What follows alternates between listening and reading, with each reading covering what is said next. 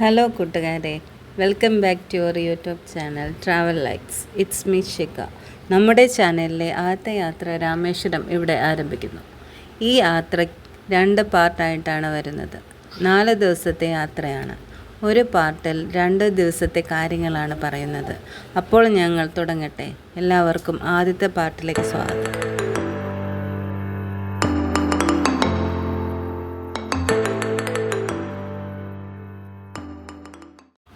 ഞങ്ങൾ യാത്ര തുടങ്ങുന്നത് പിരപ്പങ്കോട് ക്ഷേത്രത്തിലെ കണ്ണനെ തൊഴുതുകൊണ്ടാണ്.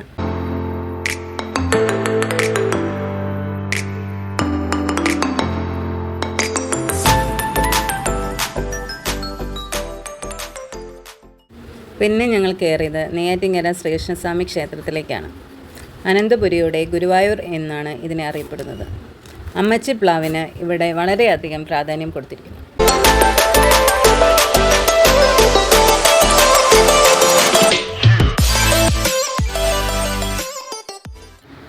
അതിനുശേഷം കേരളത്തിലെ ഏറ്റവും വലിയ ശിവലിംഗമുള്ള ക്ഷേത്രമായ ചെങ്കൽ മഹാദേവ ക്ഷേത്രത്തിലേക്കാണ് പോയത്. ആ ശിവലിംഗത്തിന് 111 അടി ഉയരമുണ്ട്. അതിൻ്റെ ഉള്ളിൽ കൈലാസം, 108 ശിവലിംഗങ്ങൾ എന്നിവ കാണാൻ സാധിക്കുന്നു. ശിവനും പാർവതിയും ഒരേ പീഠത്തിലിരിക്കുന്ന ക്ഷേത്രങ്ങളിൽ ഒന്നാണിത്.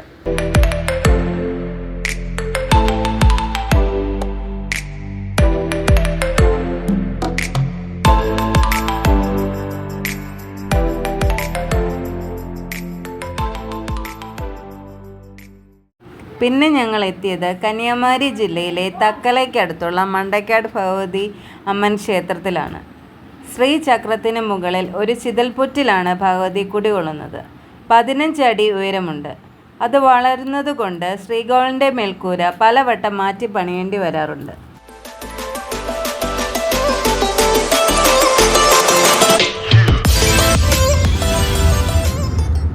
പിന്നെ ഞങ്ങൾ എത്തിയത് കന്യാകുമാരി ജില്ലയിലെ സുചീന്ദ്രം എന്ന സ്ഥലത്ത് സ്ഥിതി ചെയ്യുന്ന ശ്രീ തനുമലയൻ സ്വാമി ക്ഷേത്രത്തിലാണ്.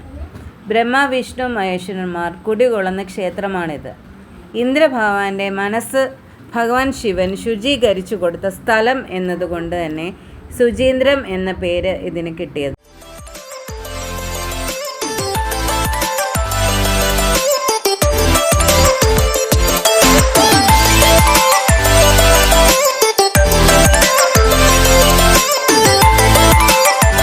ഞങ്ങൾ പിന്നെ പോയത് നാഗർകോവിലിലെ നാഗരാജ ക്ഷേത്രത്തിലേക്കാണ്. ഇവിടെ നാഗരാജാവും മഹാദേവനും മഹാവിഷ്ണുവും അകത്ത് ശ്രീകോവിലിൽ സ്ഥിതി ചെയ്യുന്നു. നാഗദോഷം മാറാൻ നമുക്ക് തന്നെ പാലും മഞ്ഞളും അഭിഷേകം നടത്താൻ സാധിക്കുന്ന ക്ഷേത്രമാണ്. 2ാം ദിവസം ഞങ്ങൾ പോയത് തമിഴ്നാട്ടിലെ തിരുനെൽവേലിയിൽ സ്ഥിതി ചെയ്യുന്ന ശിവക്ഷേത്രമായ നെല്ലിയപ്പർ ക്ഷേത്രത്തിലേക്കാണ്. ശിവൻ നെല്ലിയപ്പർ എന്ന പേരിലും പാർവതീദേവി കാന്തിയമ്മൻ എന്ന പേരിലും കുടികൊള്ളുന്നു. കയറി ചെല്ലുമ്പോൾ മനോഹരമായ കൊത്തുപണികൾ, വലിയൊരു നന്ദികേശൻ, സംഗീത തൂണുകൾ, ശില്പങ്ങൾ, ഗോപുരങ്ങൾ, ഇടനാഴികൾ, ക്ഷേത്രക്കുളം, രഥങ്ങൾ എന്നിവ കാണാൻ സാധിക്കുന്നു. ഇതോടെ ഈ പാർട്ട് നിർത്തുന്നു. സെക്കൻഡ് പാർട്ടിൽ കാണാം.